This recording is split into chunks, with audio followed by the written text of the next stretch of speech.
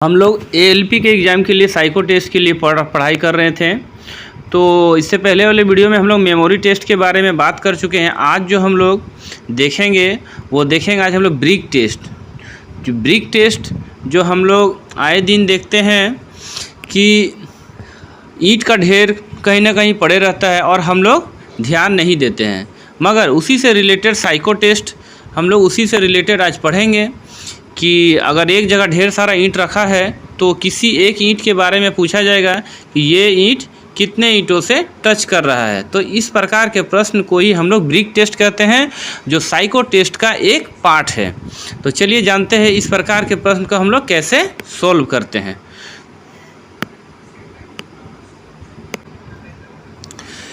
इस प्रकार का एक ईंटों का गुच्छा एक जगह दिया होगा और आपसे पूछा जाएगा कि देखिए यहाँ पे कुल कितने ईंट है। तो ए बी सी डी और ई कुल मिलाकर 5 ईंट है। तो आपसे जब पूछा जाएगा कि ईंट नंबर जो ये ईंट नंबर ए है, ईंट नंबर ए है, ये कितने ईंटों से टच कर रहा है। तो हम लोग अगर देखें यहाँ तो ये ए जो ईंट है ये इन डी और ई इन दोनों से भी टच कर रहा है और किसी भी ईंट से ये टच नहीं कर रहा है। तो हम लोग इसका ए का आंसर देंगे हम लोग 2। चलिए आगे देखते हैं। आगे अगर हम लोग बात करें कि बी ईंट, जो बी ईंट है वो कितने ईंटों से टच कर रहा है, तो बी ईंट जो है वो सी से टच कर रहा है और डी और ई से टच कर रहा है। कुल मिलाकर 3 ईंटों से टच कर रहा है।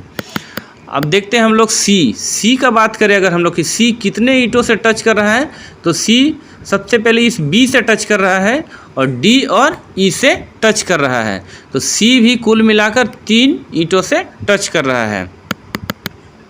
और डी अगर हम लोग देखें कि डी जो है वो कुल कितने ईंटों से टच कर रहा है, तो डी हमारा ई से टच कर रहा है। ऊपर देखेंगे तो ईंट ए से भी टच कर रहा है और नीचे जब हम लोग देखेंगे तो बी और सी दोनों से टच कर रहा है। तो कुल मिलाकर 4 ईंटों से टच कर रहा है। तो इसका राइट आंसर हो जाएगा 4।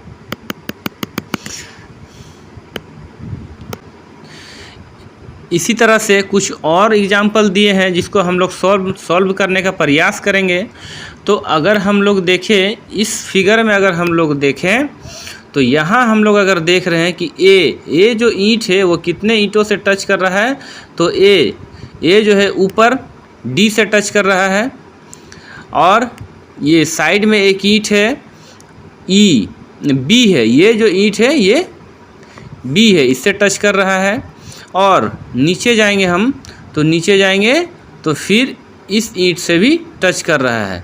तो कुल मिलाकर ए 3 ईंटों से टच कर रहा है।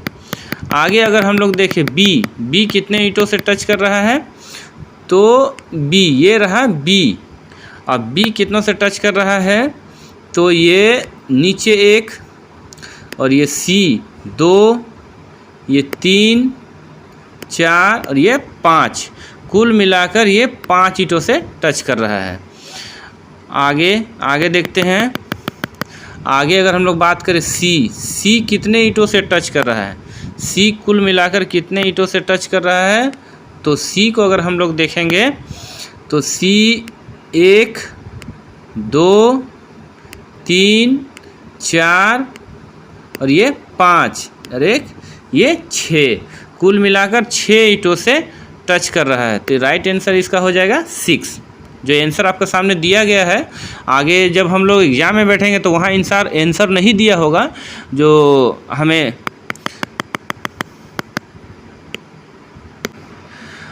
अब हम लोग देखें कि ये डी जो ईंट है, ये डी ईंट कितने ईंटों से टच कर रहा है। हम लोग एक बात याद रखेंगे, ब्रिक टेस्ट में जो कॉर्नर होता है उसको, ईंट का जो कॉर्नर होता है उसको हम लोग नहीं गिनते हैं। ईंट का कॉर्नर अगर किसी ईंट से सट रहा है तो उसे हम लोग काउंट नहीं करते हैं। तो अगर डी ईंट की बात करें कि ये कितने ईंटों से टच कर रहा है, तो डी ओनली फॉर ओनली ए, जो ए ईंट है बस इससे ही टच कर रहा है और किसी से डी ईंट टच नहीं कर रहा था। इसका राइट आंसर हो जाएगा 1। अब ई, अगर हम लोग ई को देखें, ई कितने ईंटों से टच कर रहा है, तो ई जो है इस ईंट से टच कर रहा है एक साइड में, फिर इससे टच करेगा 2 3 और फिर ये एक 4, तो कुल मिलाकर 4 ईंटों से टच करेगा। तो इस प्रकार से आगे और भी उदाहरण दिया गया है, आप लोग इसे सॉल्व कीजिए। और अभी तक चैनल को अगर आप लोग सब्सक्राइब नहीं किए हैं तो चैनल को ज़रूर सब्सक्राइब कर दें। तो मिलते हैं तब तक नेक्स्ट वीडियो में। आगे हम लोग पढ़ेंगे डायरेक्शन टेस्ट,